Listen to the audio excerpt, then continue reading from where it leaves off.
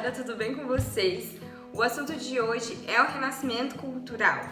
Bom, para começar, ele surge ali na Península Itálica, chamado assim porque na verdade a Itália não era um país unificado, ele era dividido em principados e isso naquele momento favorece porque o mercantilismo cresce ali em volta do rio e as questões culturais avançam rapidamente com relação a isso, principalmente porque havia muitas comunicações entre os povos, né? Mas o que ele significa? Porque o nome renascimento já propriamente está dito que busca renascer algo, né?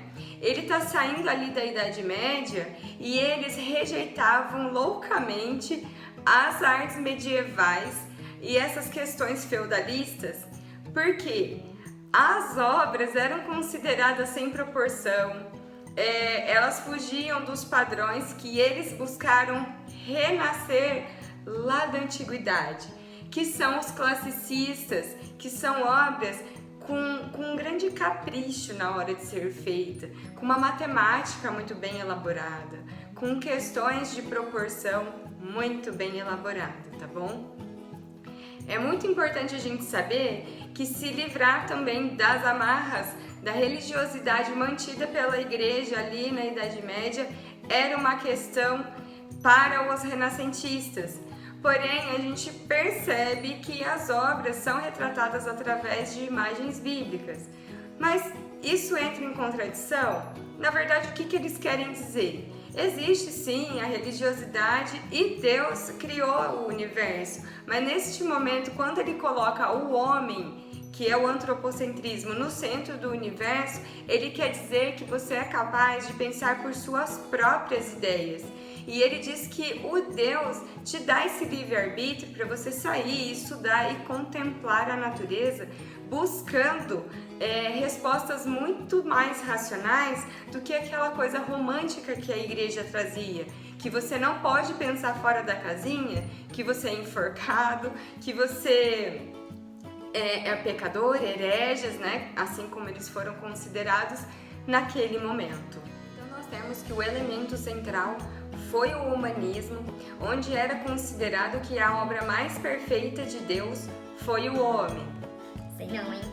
E aí também surge o renascimento antropocentrista, e onde o centro das preocupações, tanto intelectuais quanto artísticas, é o homem.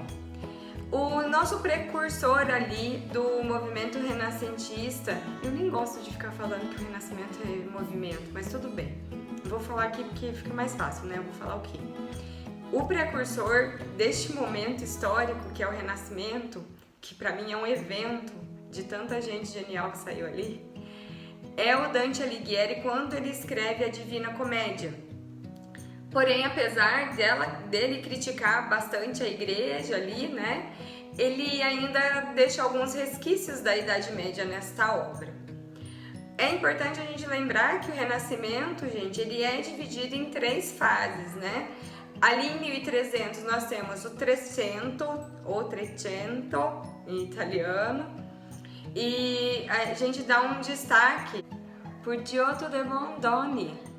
Ele representava, né, as figuras humanas, inclusive Cristo e o santo. Agora a gente fala em 1400, que é o Quattrocento, ele acontece ali em Florença, e nós temos destaques para a obra de Masaccio, que ele era mestre da perspectiva.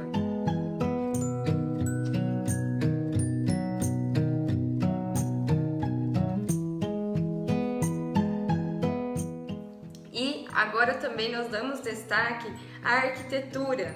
Ali no Quattrocento, em Florença, vai acontecer a construção de Santa Maria del Fiore. E que construção, minha gente! E fica responsável por terminar a cúpula, né, o domo da Santa Maria del Fiore, o Filippo Brunelleschi.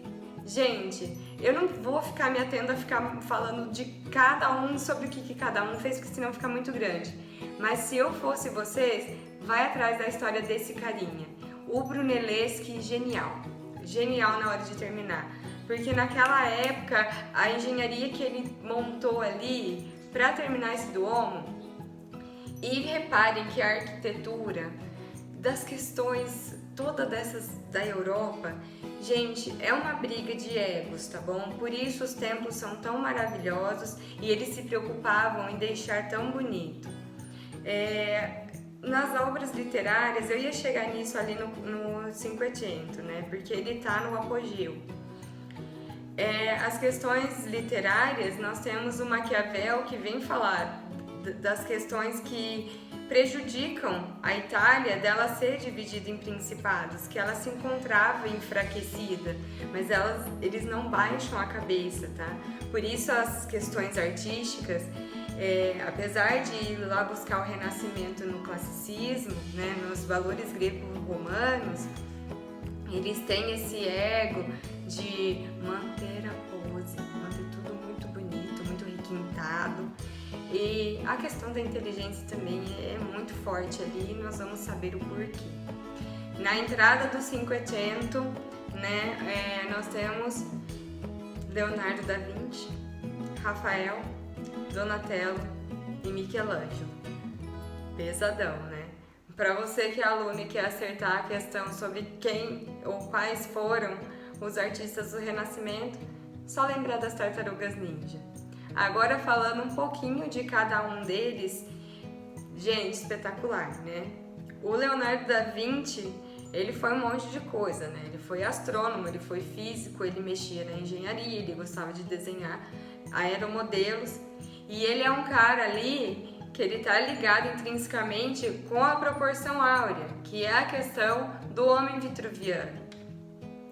Muito importante lembrar que o Renascimento ele é dotado de mensagens subliminares, né? É uma questão meio assim midiática às vezes, mas fazem sentido e a gente gosta de achar que todas as coisas que são analisadas nessas obras, que reste um pouco de verdade nisso, né? A questão da Mona Lisa é um mistério, quem é, quem não é, já chegaram a dizer que é homem, se é rica, se é pobre, qual, né? E quem foi essa Gioconda? O Leonardo da Vinci se destaca também ali na pintura da Santa Ceia, que ele também já mexe com proporções e perspectivas, trazendo um novo momento na pintura. O Rafael ele fica ligado a questões filosóficas, né? Ele pinta a Escola de Atenas, é uma obra espetacular. Também tem um pouco daquela questão de quem é o ponto central, quem não é. Platão apontando para cima ali no mundo das ideias, ele está no meio do quadro. Mas também colocam como um sendo Leonardo, o outro sendo ele mesmo. E as questões renascentistas, elas praticamente são infinitas. Temos ali, né, gente, um Michelangelo. O Michelangelo, ele tem lá uma questão problemática em sua personalidade, mas ele pinta a Capela Sistina, né? Na verdade, ele foi obrigado a pintar, eu acho que ele fez ali na força do ódio muitas vezes. Ele é um contratado do Papa Júlio II e os dois trocam farpas sérias ali, né? Porque ele demorou para terminar, eu acho que ficava incomodado porque o andaime, ele fazia furos no teto que acabava estragando, ele tinha que vir retocando. E essa demora toda incomodava o Papa, que chega e pergunta para ele, né? Quando você vai terminar?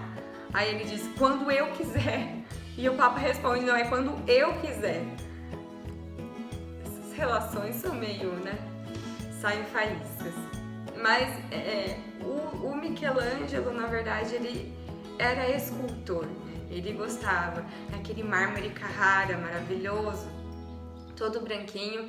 Ele era capaz, ele dizia assim que, na verdade, o quadrado, né, que ele esculpia aquele mármore quadrado, aquele cubo, na verdade ele alegava que ele não estava esculpindo, ele estava tirando o excesso do mármore e soltando, né, de lá de dentro as formas que ele trazia, né. Uma das esculturas mais prestigiadas é Davi, também temos a Pietà, E tem as outras esculturas que eu vou mostrar aqui pra vocês. Eu acho que merece uma tela cheia para ver bastante detalhes. O Davi, gente, ele é uma estátua que ele possui 5,17 metros de altura. Consta-se que ele foi esculpido deitado e que Michelangelo, quando levantasse ele, sabia que as pessoas iam ter uma proporção diferente de quando elas olhassem de baixo para cima. Por isso, a princípio, a mão dele parecia muito grande para o tamanho da escultura. Mas quando ele ficou em pé, ficou certinho, perfeita a proporção que ele pensou. Gente, eu penso que o Michelangelo, ele devia ser uma figura, né? Existe uma história que quando ele termina de esculpir Moisés, ele dá um chute no joelho de Moisés e diz assim, parla, que é fala, que ele diz que ele acha que se aproximou tanto do real, que só faltava falar a escultura dele. Meu Deus, pensa. Beleza, vamos voltar para a Capela Sistina, que ali tem uma questão bem daquelas, né, que a gente fala que é subliminar, né? Ali, gente, ele faz as passagens bíblicas, né? E eu acho que como não é novidade para muita gente, a criação de Adão, que é um dos maiores destaques da pintura, né, no afresco, atrás de Deus é um cérebro. E essa análise antropológica, ele causa alguns questionamentos que dão uma sensação tipo assim, nossa, um contratado do Papa fazer isso? Porque como se podia saber, né, os formatos, ele era um grande estudioso da anatomia e ele descobriu o formato do cérebro, né, e tem uma outra passagem ali que eu não lembro exatamente qual que é, porque é muita informação, mas na passagem bíblica das águas existe também desenho dos rins, né, que é o que filtra, e foi muita inteligência, né, e notem que ali na criação de Adão, os dedinhos não se tocam, porque ainda que eles considerem que o homem é a obra mais divina criada por Deus, ele não toca o dedo de Deus, porque ele não pode se igualar ou ter um poder maior do que o próprio Deus. As questões de serem um cérebro e essas questões de estudar anatomia, elas eram proibidas pela igreja. Mas o Michelangelo... ninguém manda em mim, né? Então, eu vou fazer assim. Ainda falta falarmos do Donatello. O Donatello também era escultor, ele atua em Florença, ele também faz baixos relevos e ele não fica apenas usando o mármore como matéria-prima, ele também usa bronze e usa madeira. Pessoal, esses foram os destaques principais do Renascimento Cultural. Assim, eu acho que vai precisar de mais um vídeo para terminar de falar, porque cada um dessas pessoinhas aí, eles têm uma coisa em particular que me chama muito a atenção e não dá para ficar falando ponto a ponto de cada um. Mas eles têm várias histórias assim, até engraçadas, espirituosas, e todo artista ele é meio assim, né? Aquela liberdade de expressão e tudo mais. Eles deixaram um legado muito importante para a história, para a antropologia, para a evolução do mundo. Por isso que eu me recuso a considerar o Renascimento único exclusivamente como um movimento, né?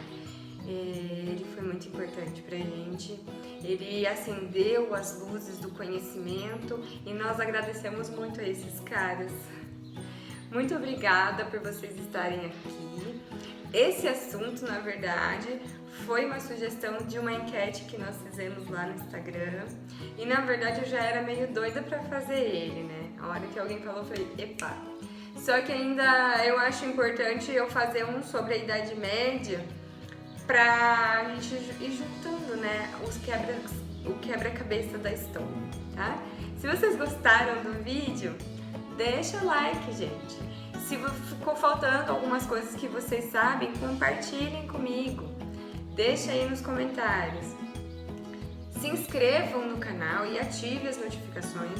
Tá tendo vídeo novo direto, né? Com essa quarentena aí, a gente aproveita para estudar e trazer conteúdo para vocês, principalmente para vocês não ficarem desatualizados. Afinal de contas, uma hora isso vai acabar, o vestibular vai vir, o Enem vai vir, se Deus quiser, e vocês estejam preparados para isso. Grande beijo. Fiquem com Deus.